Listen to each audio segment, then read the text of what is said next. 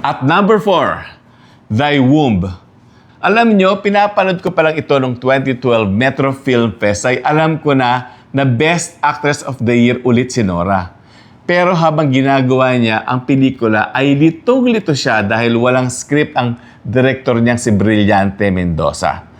Tinuloy na lamang niya yun dahil inassure siya ng leading man niyang si Bembol Rocco na parang may nangyayari naman sa kwento.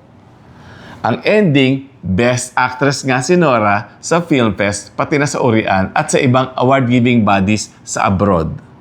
Walang heavy drama si Nora dito, kaya nga gusto ko ito dahil yung pain na nararamdaman niya nasa mukha lang niya at sa body movement. Pero damang-dama mo na nasasaktan ang kanyang pagkababae dahil di niya mabigyan ng anak ang kanyang asawa sa pelikula na si Bembol Rocco. Parang very light ang atake ni Nora sa role niya dito pero ang lakas ng tama.